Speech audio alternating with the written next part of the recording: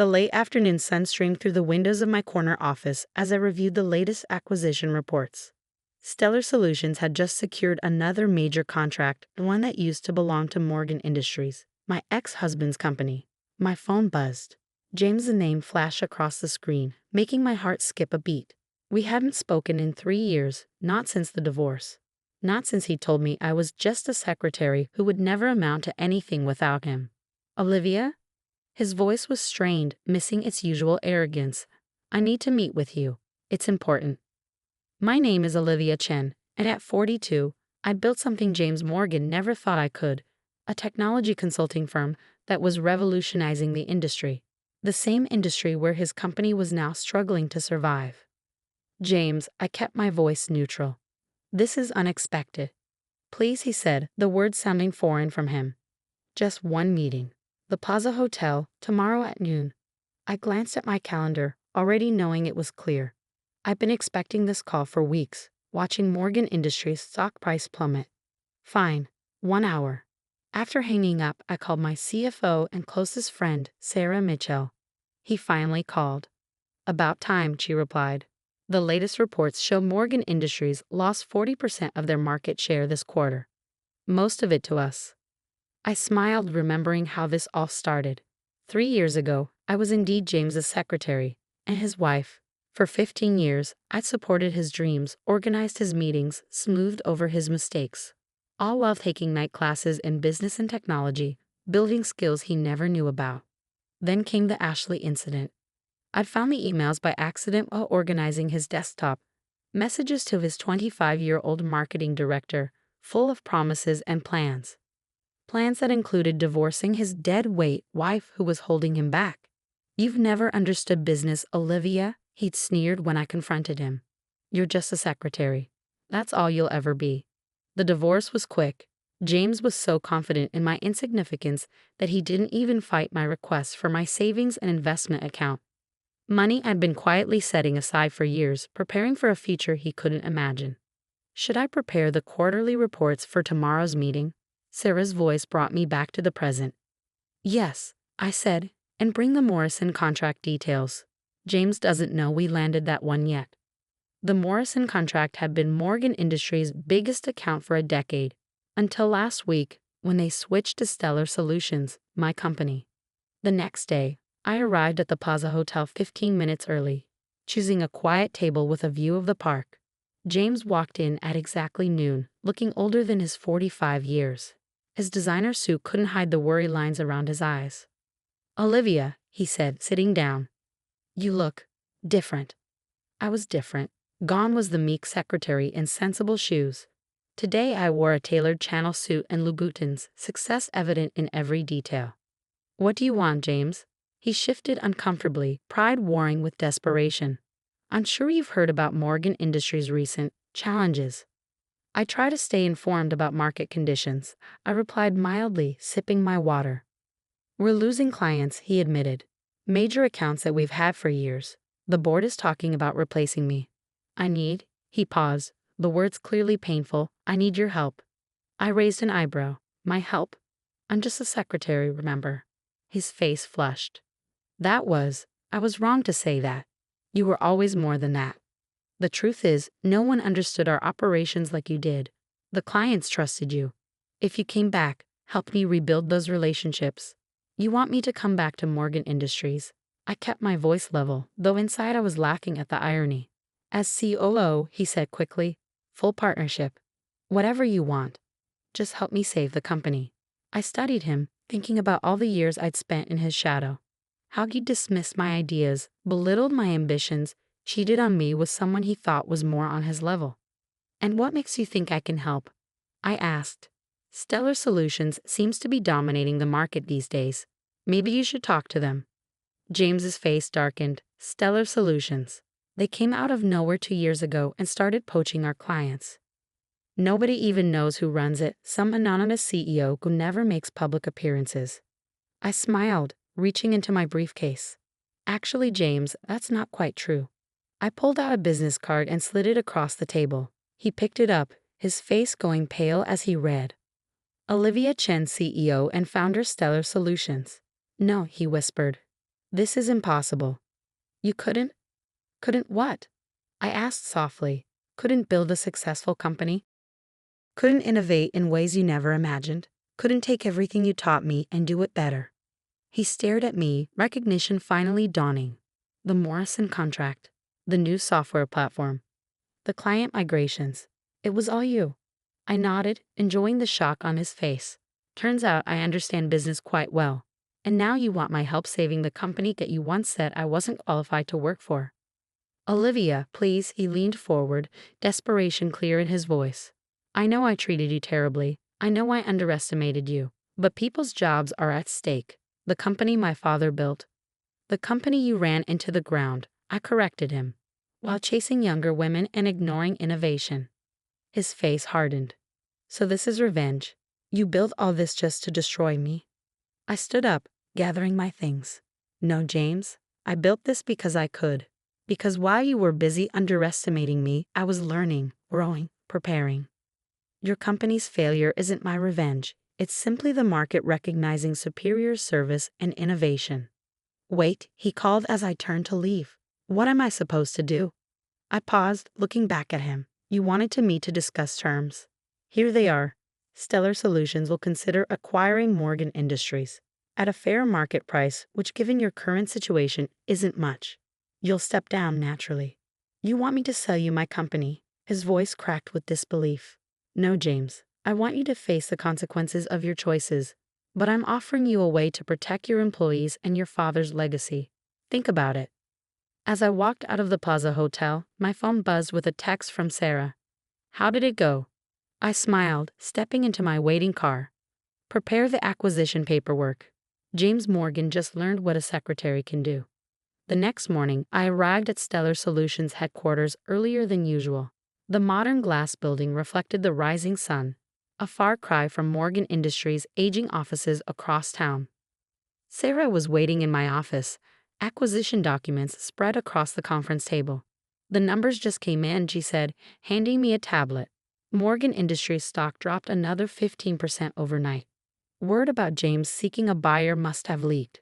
I scrolled through the financial reports, noting how far his company had fallen. What's their current market value? About a quarter of what it was 3 years ago, Sarah replied, a hint of satisfaction in her voice. We could buy them for less than what you got in the divorce settlement. The irony wasn't lost on me. James had been so eager to end our marriage quickly, to start his new life with Ashley, that he'd barely glanced at the settlement terms.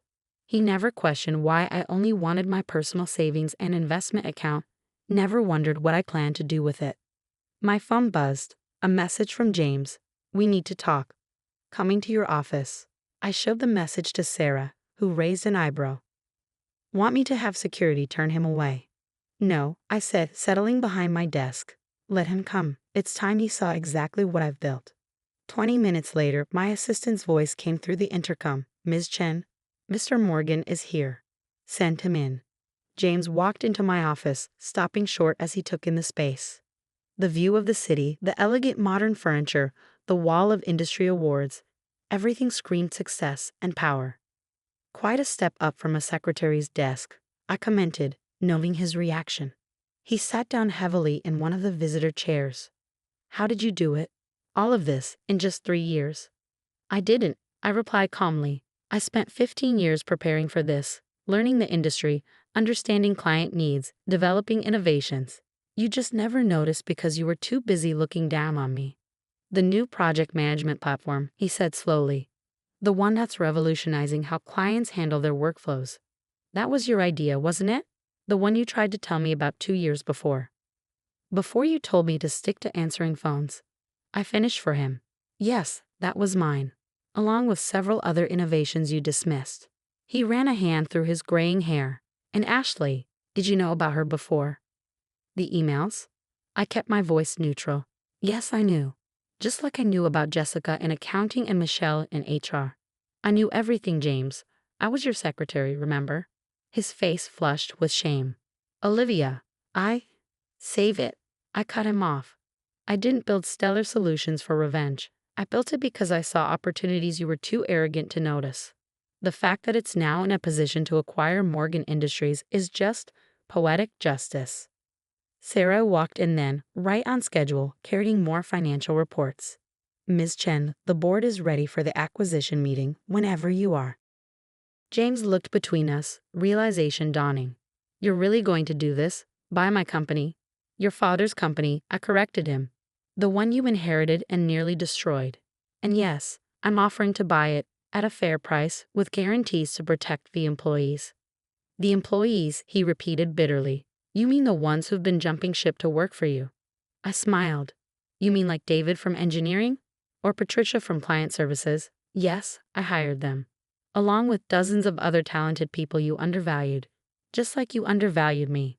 Sarah handed him a thick folder. These are the preliminary acquisition terms. Our lawyers have already reviewed everything. The offer expires in 48 hours. James stared at the folder like it might bite him. And if I refuse? Then Morgan Industries continues its decline. I said simply, your stock price keeps falling, more clients leave, and eventually the board forces you out anyway. But by then the company won't be worth saving. He opened the folder, scanning the first page. His face paled. This is less than half what the company was worth last year. That's the market rate, Sarah interjected. Based on your current financial situation and client exodus. Client exodus, he laughed harshly. You mean the clients you stole? I leaned forward. I didn't steal anything, James. I offered better service, better technology, and better value. The same things I tried to tell you we should be doing 3 years ago. And Ashley, he asked suddenly. Where is she in all this? Your former marketing director. She left 6 months ago. Apparently, the startup she joined offered her a better opportunity. I didn't mention that the startup was a Stellar Solutions subsidiary. James stood up abruptly, the folder clutched in his hand. I need time to think. 48 hours, I reminded him. After that, the offer expires and whatever happens to Morgan Industries is out of my hands. As he walked out, shoulders slumped in defeat, Sarah turned to me. That was almost too easy. No, I said quietly, watching him through the glass walls as he waited for the elevator. The hard part was the 15 years I spent being invisible. This is just business. The next 48 hours passed in a blur of meetings and preparations. Word of the potential acquisition had leaked to the business press, sending Morgan Industries stock into an even steeper decline. I was reviewing the latest numbers when my assistant buzzed. Ms. Chen, Mr. Morgan Sr. is here to see you. I straightened in my chair. Robert Morgan, James's father and the founder of Morgan Industries. I hadn't seen him since the divorce. Send him in.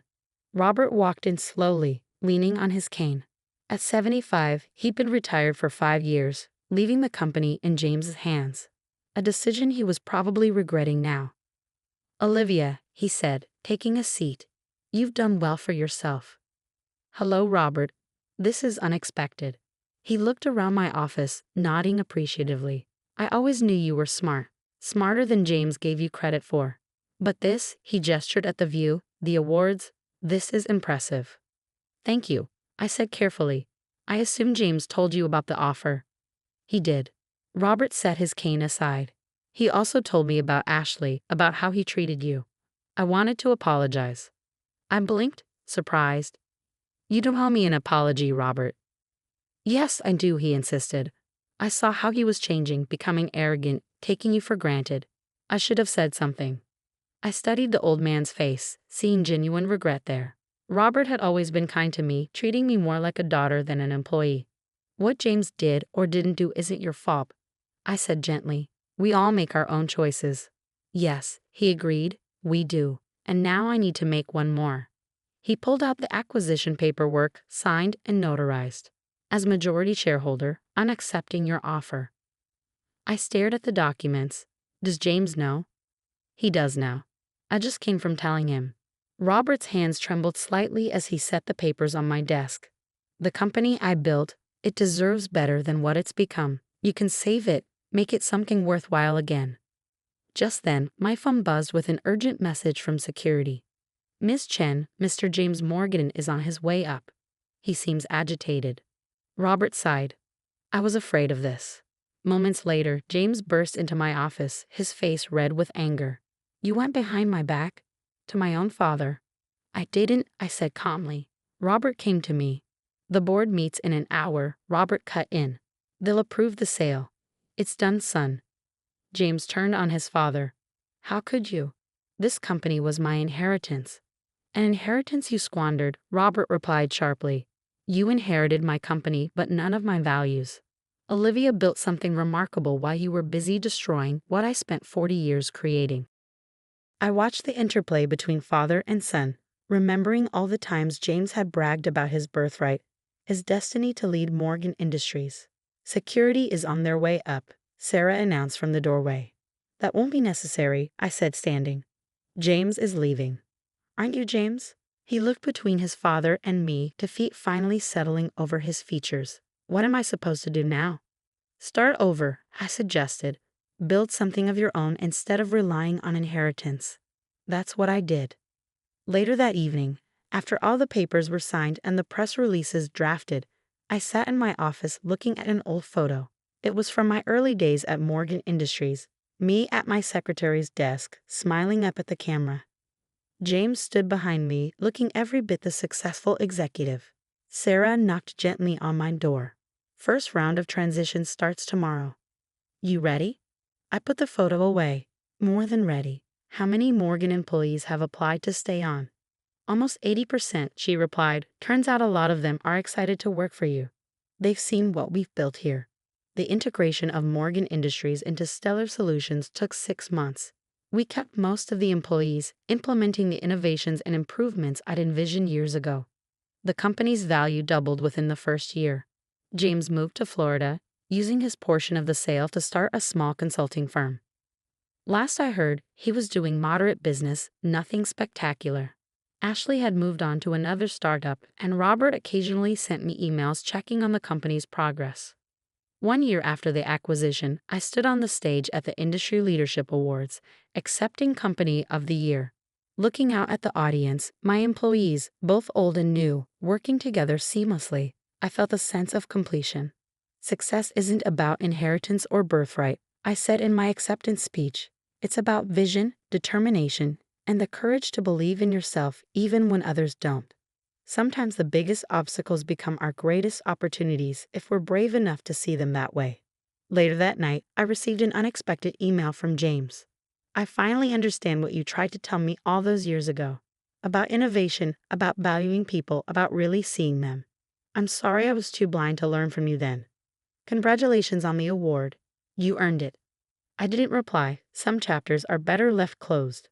The next morning, I walked into Stellar Solutions headquarters, now twice the size it had been before the acquisition. The lobby displayed both companies' histories, including a photo of Robert Morgan founding his company 45 years ago. Ms. Chen, my assistant, caught up with me at the elevator. The new technology team has finished the prototype you asked for, the one based on your original proposal from 3 years ago. I smiled, remembering how James had dismissed that same proposal. Schedule a demonstration for tomorrow. Let's show everyone what happens when good ideas find the right home. As I settled into my office, I looked out at the city skyline. Somewhere out there, a former secretary was probably dreaming of something bigger, better, more than what others tell her she can be. I hoped she'd find the courage to prove them wrong, just as I had. Because sometimes the best revenge isn't destroying what others build, it's building something better yourself. Something so undeniably successful that they're forced to acknowledge what they failed to see all along. And sometimes, the person they underestimated becomes the person they have to answer to. That's not just business. That's justice.